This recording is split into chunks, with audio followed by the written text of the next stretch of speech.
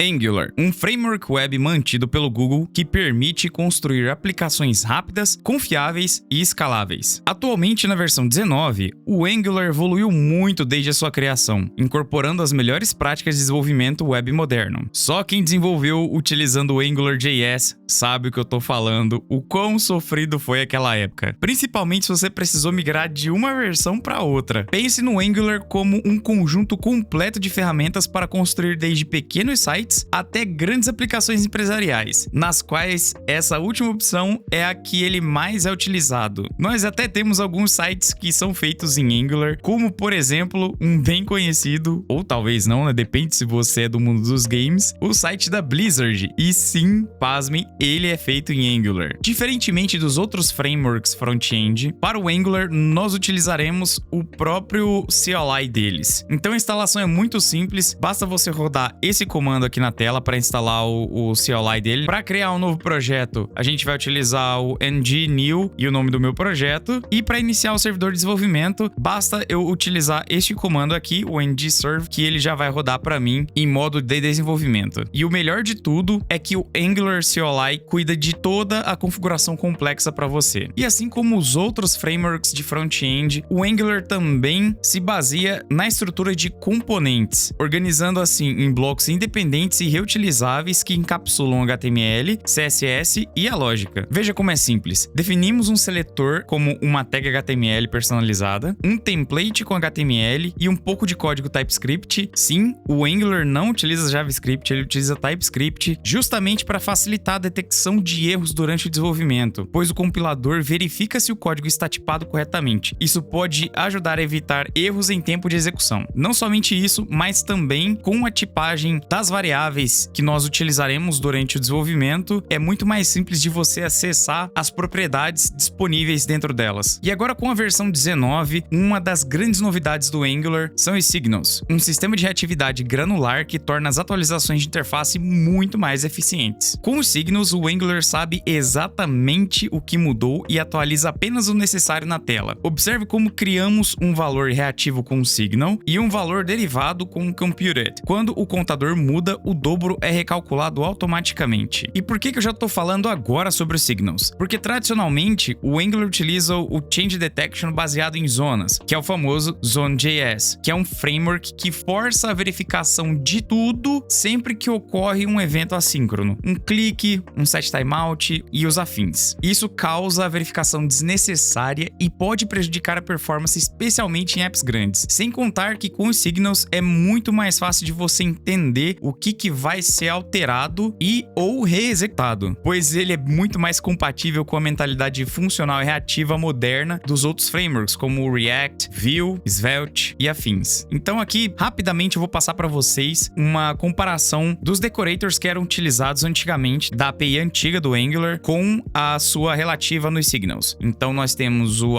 @input e nós temos o input, o @output e nós temos o output. Nós temos variáveis reativas, né, os observables, como o behavior subject ou observable, e a gente utiliza o signal no lugar. Para atualização de valor, imagina que nós temos um subject e eu vou atualizar esse valor. Eu utilizaria aqui um subject.next e atualizaria o valor dele. No signal eu vou simplesmente chamar, né, o meu signal.set e o novo valor. E para você fazer uma atualização parcial desse valor, no subject a gente utilizaria praticamente a mesma coisa, então seria um subject.next. Aí eu passaria aqui, né, o valor antigo, né, de como ele estava antes, mais a minha propriedade nova atualizada. No signal eu vou utilizar o nome do signal.update. Eu vou ter disponível um valor com uma função callback que vai fazer essa atualização para mim do meu signal. Mas isso é algo que a gente pode ver mais a fundo em outro vídeo. No momento é só para a gente conhecer um pouco do Angular e vocês saberem que essas diferenças existem e vocês podem acabar pegando elas durante o desenvolvimento ou a manutenção de aplicações. Um dos pilares do Angular é a injeção de dependência. Ela permite que os seus componentes recebam serviços e outras classes sem precisar criá-los manualmente. Veja só como é fácil. Criamos um serviço com um injectable e o Angular cuida de entregá-lo onde for necessário. Na versão 19, podemos usar a função inject para obter o serviço de forma ainda mais simples. Isso torna o código mais organizável, testável e fácil de manter. Como, por exemplo, se você fosse realizar um teste teste nessa classe, normalmente nós teríamos esse serviço instanciado no construtor do nosso componente. Utilizando o inject, nós não temos mais essa dependência dentro do construtor. E apesar de nós termos os signals nas versões mais recentes do Angular, uma das ferramentas disponíveis para nós também é o RxJS. Essa é a ferramenta que é utilizada dentro do Angular para você trabalhar com operações assíncronas e eventos. Ela é uma biblioteca extremamente poderosa para programação reativa. O RxJS